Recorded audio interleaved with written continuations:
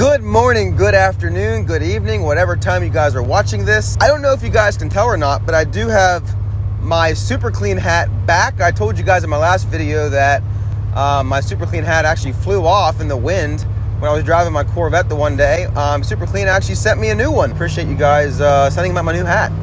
Anyways, this video is something I have been wanting to do for a while. Just haven't had the parts yet or the time. But I mentioned to you guys in a video a little while back, a few weeks ago, that I was going to be doing something and I had the parts in a box. I showed you guys the box. The box said Corvette Central exhaust, but told you it was not an exhaust. I had one person guess what it was. And his name is Butchie, but he was not right. You guys will probably know now by the thumbnail what they are. They are shocks for the car. I'm so excited because this car's shocks, well, they have 115,000 miles on them, and the ride is not the greatest anymore, so I'm hoping that these really do a pretty big difference. I've had a lot of people tell me that whenever they replace their shocks, that they definitely could tell a big difference. I did not go with the KYBs, as some of you guys had said. I did go with the stock replacements, which are the Bilsteins. I did a lot of research, guys. I've seen a lot of good and I've seen a lot of bad on the KYBs. I like sticking the stock when it probably counts the most. When I drive this car, I don't baby it. I drive it hard, especially on corners and stuff.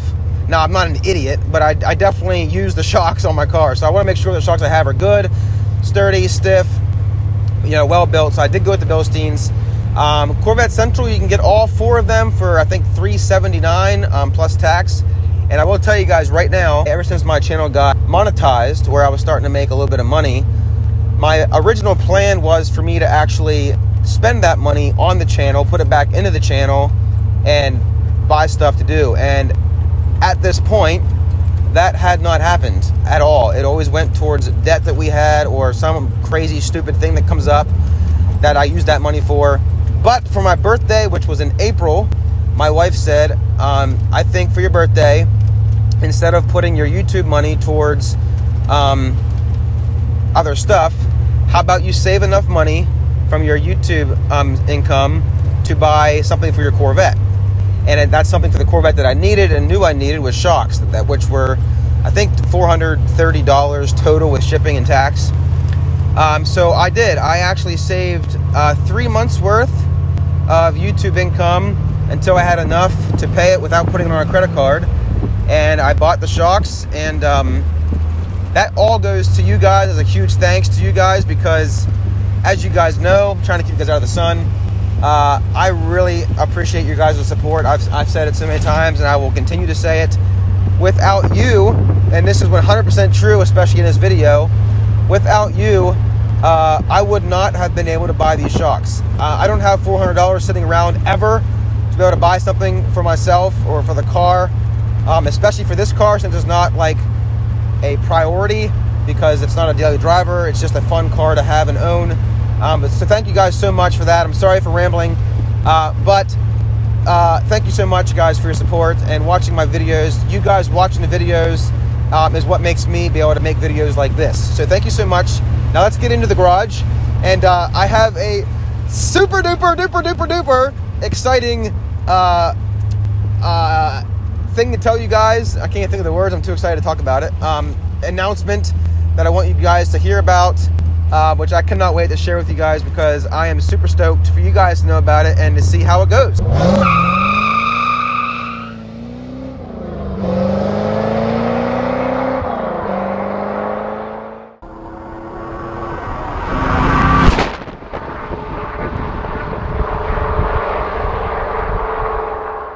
All right, folks, believe it or not, I have had quite a few people, and I wouldn't say a lot, but I've had quite a few people, to my surprise, ask me, Doulop, do you sell merch? First of all, I hate the word merch.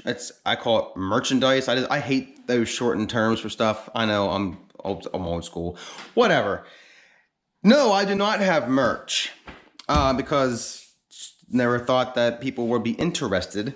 But I decided to take a leap of faith and try and see if maybe I could sell them, possibly. So let me just show you. Oh yeah, baby. I decided that why not try Keytags first, because Keytags are something I buy from people I watch on YouTube. And as you guys can see, they are a little C4. These are 5 inches long. They come with the little metal ring on them. So it's a little C4. No, I did not get it all black, because then you wouldn't be able to see the outline. It would just look like a black, I don't even know. Anyways, I got the frame of C4 Corvette, and on the back, as you can also see by now, I did get Doulop written on there. I'm not sure what the font is called. I just went through Microsoft Word one day, playing around with it, and found this font that was pretty cool. I don't know how well it looks on camera, but it is white. It's not gray. It is a very clean looking white. I was very, very pleased with the way these things came out. I did have these custom made from a company, not myself. I do not know how to embroider or don't have the equipment to do so. So if you guys are interested in a key tag, I am actually selling them on eBay. Now that might sound weird. I wanted to use Amazon because everybody uses Amazon, but Amazon requires you to pay $40 a month just to be a seller. I'm not spending $40 to sell something whenever eBay is basically free. You do not need an account to buy something.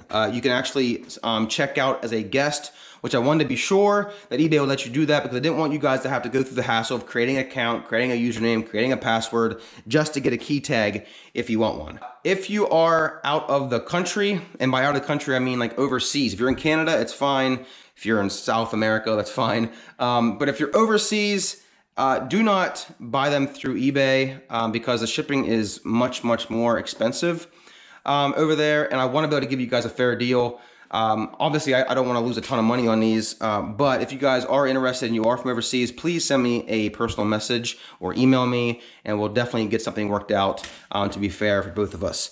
So if you guys are interested in key tag, please, I only have 50. I only have 48 left. I have one, as you guys can see here. I do have it on with my Corvette keychain. I absolutely love it. I did have my Street Speed 717 on here, but I got to support my own product. You know what I'm saying? So that's why I have this on here now. And I did already sell one to a young lady in Colorado, which was a huge surprise to me because my female audience is extremely small compared to the men I have. So the fact that a female bought the very first one was super awesome for me. So if you're watching, which I'm sure you are, thank you so much. It meant a lot to me. If you guys are interested, please, eBay, I will have the link in the description below. You guys can just click on it. Or if you go to YouTube, or if you go to eBay and just type in Doulop, it'll be the only thing that comes up. At least whenever I do it, that's what all the link comes up. So there you guys go. I have 48 of these left. Get them while they're hot. All right, ladies and gentlemen, it is a different day than what you guys originally saw this morning. It is currently July 2nd, which is a Friday this year. And my company actually gave us off Friday and Monday for the holiday, which is awesome. 4-day weekend. Can't complain about that. As you guys can see, the car is in here now. And we're gonna take our attention back over to this box and open up these shocks. Inside we have 4 individual boxes. And these are Bilsteins, like I said before. Engineered for performance, which makes perfect sense since, you know, that's performance. And let's get these things out. I'm excited to see what they look like brand new. I have stuff over here because I'm still redoing the house, so I can't get both sides at the same time. So I'm gonna do the entire driver's side first. So the first thing we're gonna do is remove the tires just to make this job a lot easier to do. Coming in here to the assembly, there's a nut here, and there's a nut on the other side, and right here my middle finger is, and they are 1/2 inch. You could use 13 millimeter, but the 13 millimeter is a little bit looser, so the 1/2 inch is what you'd want to use on that. And first thing we gotta do is get this actuator off. This is what moves whenever you change the selective ride control if your car's equipped with it. I actually was going to, because mine did not work at all. So I actually talked to a very well-known C4 company here in Pennsylvania who sells parts for C4s.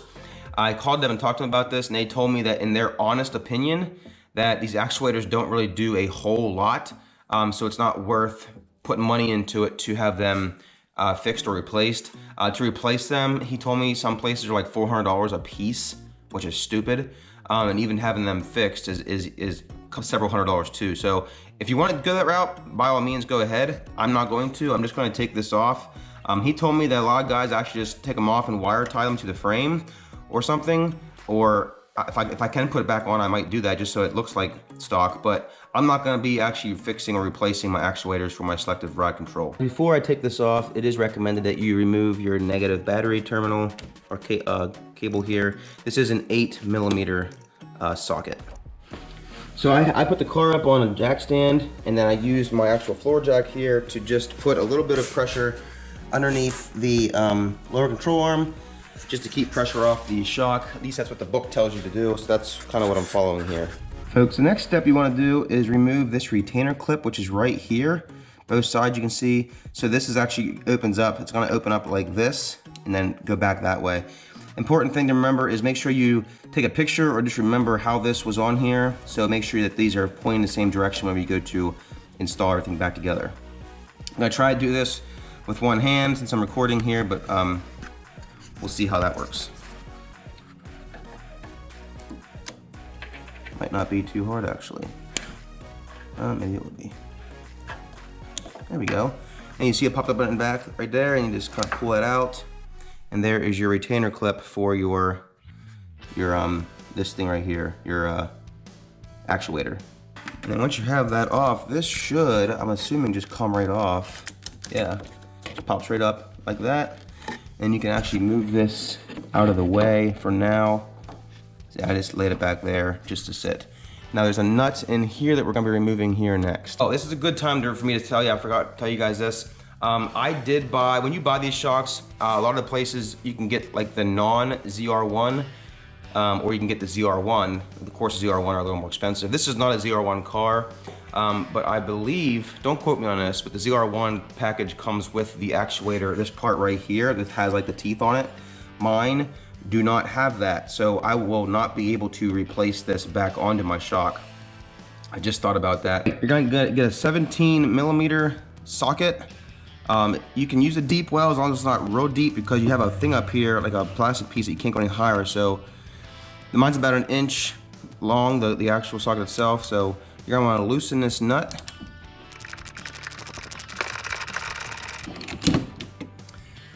And once the nut falls out, you can just remove that, and you can remove this cup that I had mentioned earlier. Set that aside somewhere. Now you want to remove this little rubber piece right here. Well, actually, this is metal. It was black, so I thought it was rubber. This right here is metal. These all come with the new shocks. You won't need to save these. And this rubber piece comes off. You're gonna want to put a socket down below here, a 1/2 inch, and you're going to put a 1/2 inch up here on top, right here. Now, as you guys probably don't know, I do not have a small air gun for this kind of stuff. I have a real big one, which would be way overkill for this. I'm just doing it by hand, but it's not hard at all. But as you can see, I have a socket on the bottom, socket on the top, and removing both bolts on both sides here. All right, and once you have those bottom bolts removed, this actually just slides right down out of here. As you can see, it's coming out the top, and now she's free. Look at this.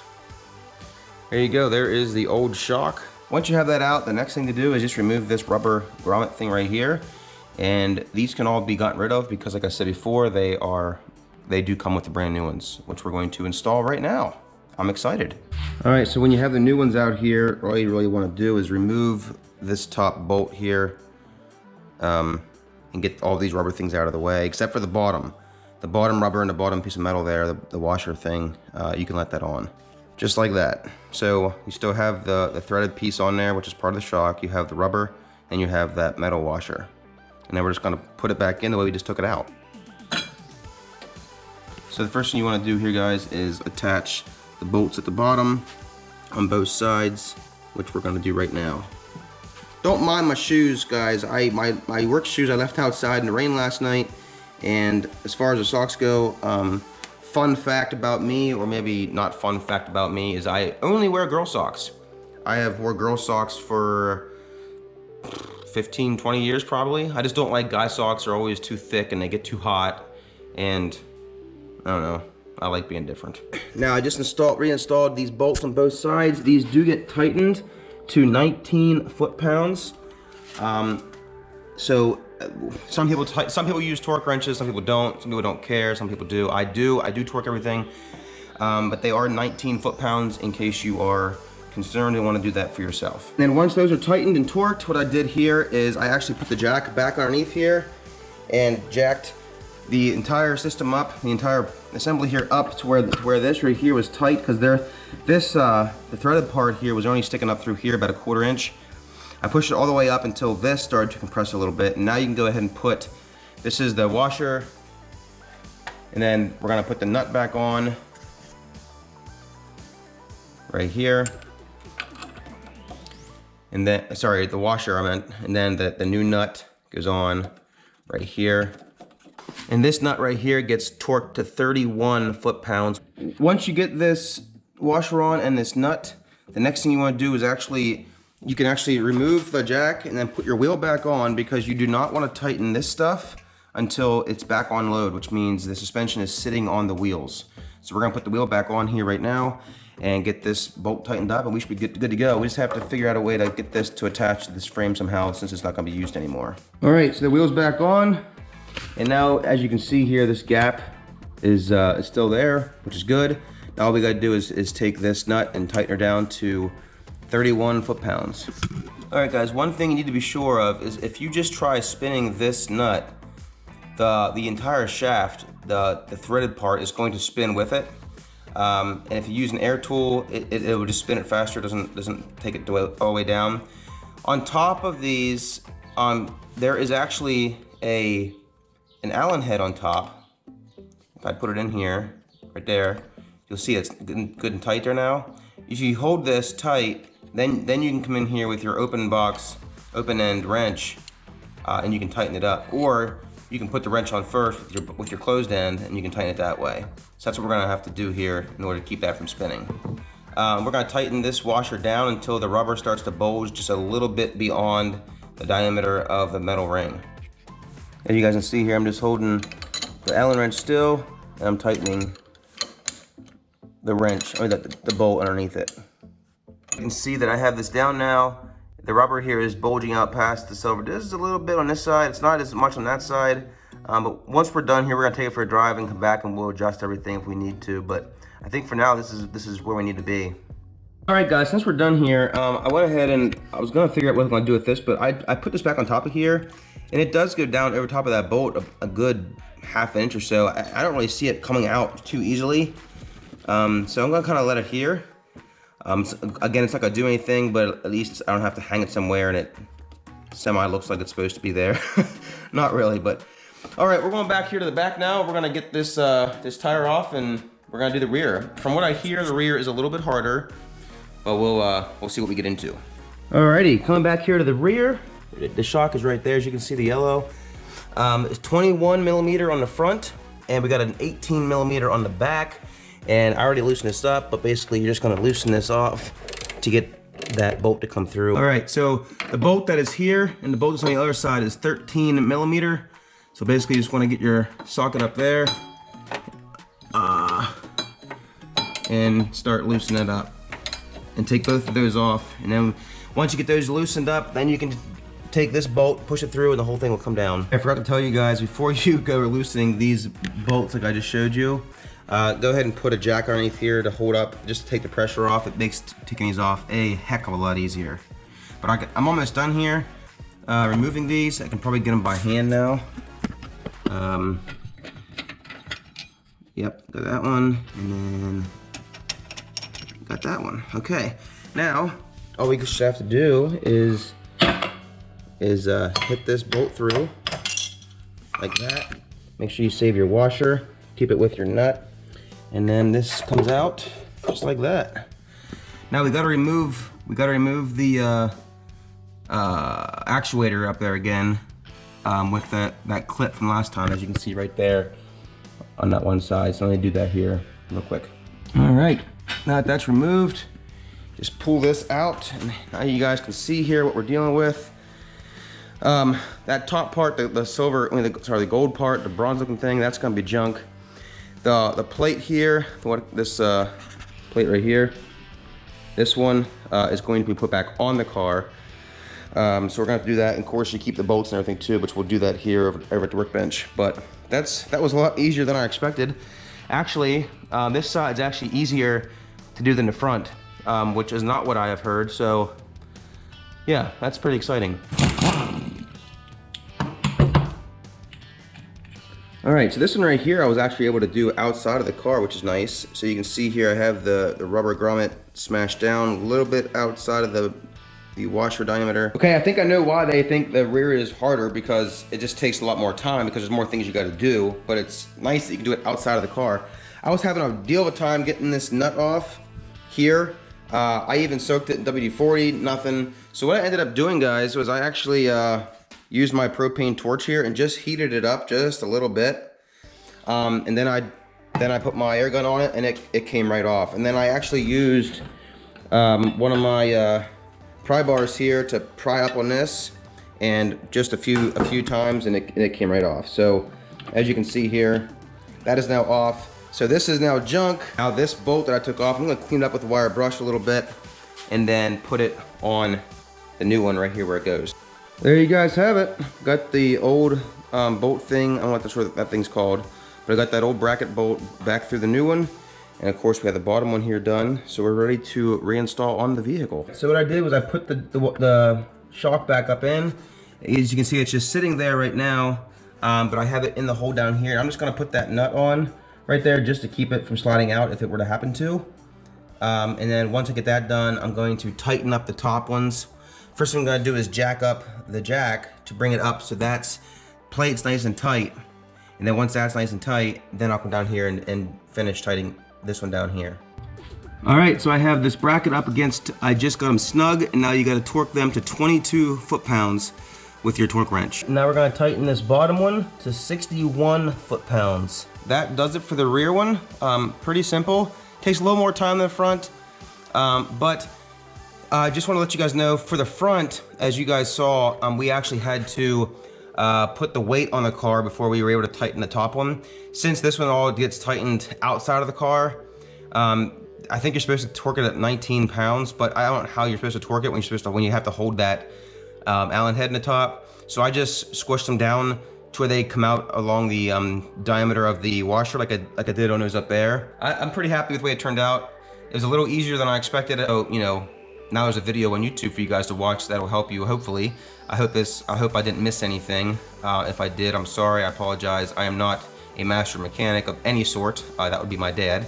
But this is a job I want to do myself and prove to you guys that I don't always require my dad to be here.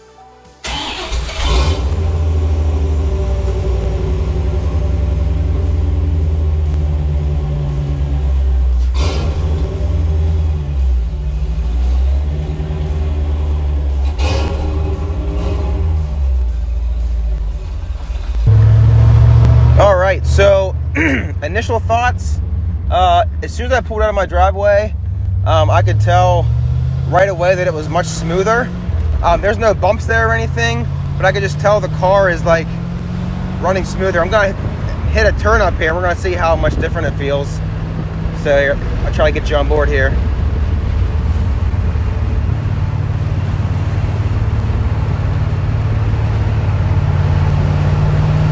Holy crap, dude.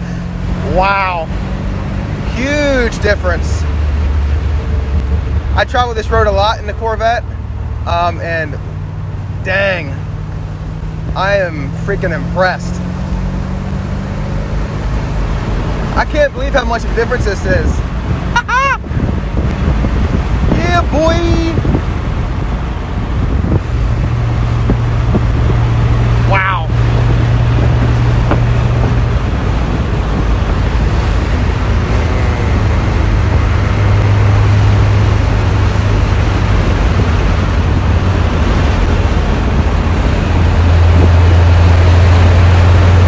It's like it doesn't roll at all anymore. Like I used to think the car didn't roll at all, but now it like legit doesn't roll. It doesn't lean at all. It's crazy.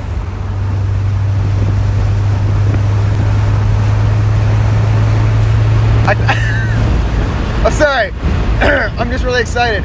I was not actually too too what's the word I'm looking for? I wasn't too excited to see that much of a difference because I didn't think it was going to be that much of a difference. But wow, that's a difference. And I'm not just saying that for the camera, people. I can promise you that. That is one thing I do not do, and I can't stand when people do, is fake stuff on camera. But wow, this is insane. I'd never expected it to be this much.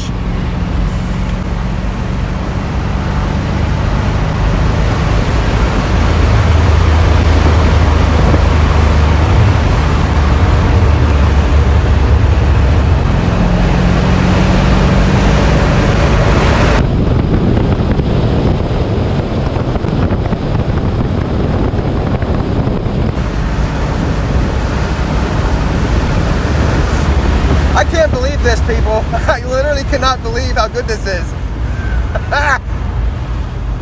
Bill Steens for the win. I can tell you that. Bill Steens for the win. I never rode KYBs before. I'm sure they're fine, but I am extremely impressed. Let's get her back home here, and yeah, this is awesome. I'm gonna take some turns here with both hands on the steering wheel so I can really feel the difference, but yeah, this is crazy. All right, dude. Guys, I can excuse me. I cannot believe how good, oh my word, the difference on that is. But I am impressed with how good that car handles around turns now. Before, like I said, before I didn't think it rolled much, but now having these on, the car used to roll actually a decent amount, which I never thought until I had these. I hope you guys enjoyed this video. I hope you guys found it helpful. If your car does have like 100,000 miles on it, your C4, and you haven't replaced your shocks, maybe you want to think about doing that. I will put the link in the description below for the Corvette Central link where I got my 4. Like you buy 4 at a time instead of 4 individuals. When you buy them individually, they're like 98 bucks a piece. So you do save a couple bucks there, but like $25 total. Hope you guys enjoyed this video. If you did like this video, please give it a thumbs up. If you did not like this video, I'm sorry, but please give it a thumbs up anyways. Please subscribe. Take care, and I'll see you later. Bye. Oh, and one last thing. I forgot to mention this. A few weeks ago, I actually had a subscriber send this to me. I did open it before camera. Didn't really think about it at the time, so sorry about that. But you guys are paying attention because I mentioned in a video last August at the Corvette at Carlisle show that if I were to ever get a C8 Corvette, which I would love to have someday, that I would get the Accelerate yellow color. And shabam, look at this.